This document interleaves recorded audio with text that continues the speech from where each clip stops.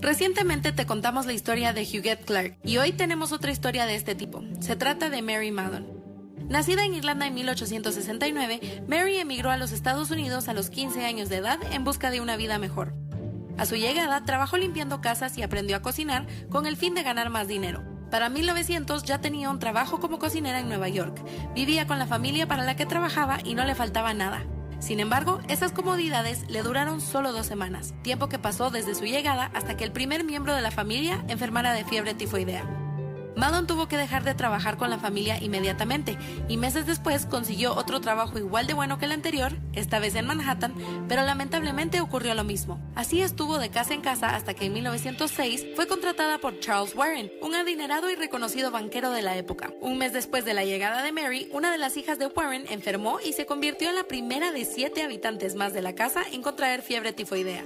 Nadie murió, pero el magnate no se explicaba por qué su familia había sido víctima de una enfermedad que en ese momento era común solo en los barrios más pobres de la ciudad, por lo que llamó a George Soper, el ingeniero sanitario que más tarde descubriría lo que estaba pasando. Soper examinó los inodoros, tuberías y agua potable de la casa de Charles Warren, pensando que ahí podría seguir activa la infección, pero no encontró nada. Investigando más a fondo, descubrió que la cocinera había dejado el trabajo apenas saber del primer contagio. Eso se convirtió en la pieza clave para hallar el origen del brote. Pues Soper, al conocer los anteriores trabajos de Mallon, se dio cuenta de que la empleada siempre dejaba las casas después de infectar a uno o varios miembros de las familias que la habían contratado. Una vez que Soper visitó las casas en las que Mallon había trabajado, descubrió lo imposible de ocultar. Mallon había infectado a 22 personas y había provocado la muerte de una niña. Las familias declararon que su antigua cocinera no cumplía con las medidas de higiene básicas, como lavarse las manos después de ir al baño.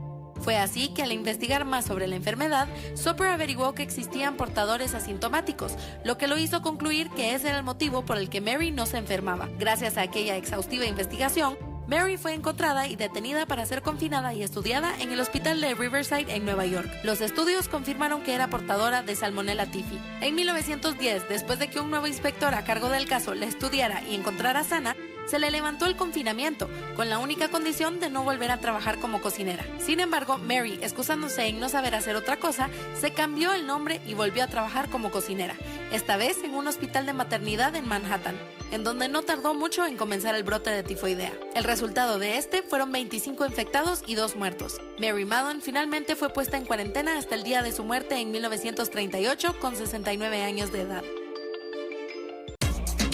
Recientemente te contamos la historia de Huguette Clark y hoy tenemos otra historia de este tipo. Se trata de Mary Mallon.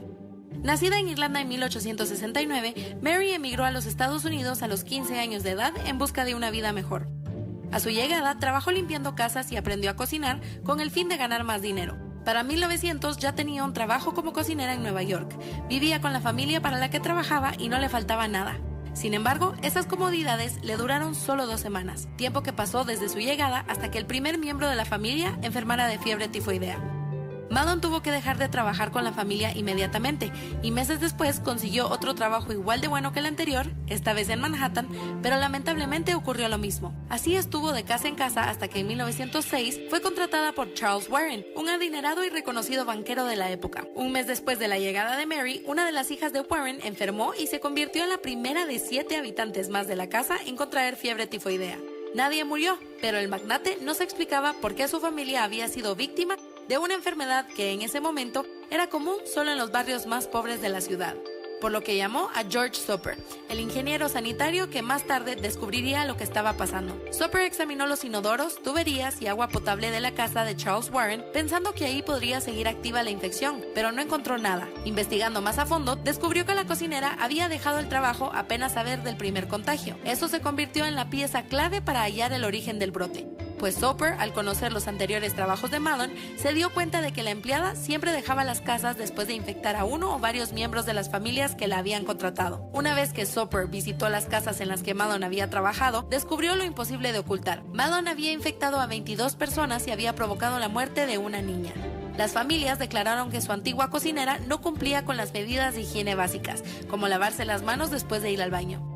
Fue así que al investigar más sobre la enfermedad, Soper averiguó que existían portadores asintomáticos, lo que lo hizo concluir que ese era el motivo por el que Mary no se enfermaba. Gracias a aquella exhaustiva investigación, Mary fue encontrada y detenida para ser confinada y estudiada en el hospital de Riverside en Nueva York. Los estudios confirmaron que era portadora de Salmonella typhi. En 1910, después de que un nuevo inspector a cargo del caso la estudiara y encontrara sana, se le levantó el confinamiento, con la única condición de no volver a trabajar como cocinera. Sin embargo, Mary, excusándose en no saber hacer otra cosa, se cambió el nombre y volvió a trabajar como cocinera, esta vez en un hospital de maternidad en Manhattan, en donde no tardó mucho en comenzar el brote de tifoidea. El resultado de este fueron 25 infectados y 2 muertos. Mary Maddon finalmente fue puesta en cuarentena hasta el día de su muerte en 1938 con 69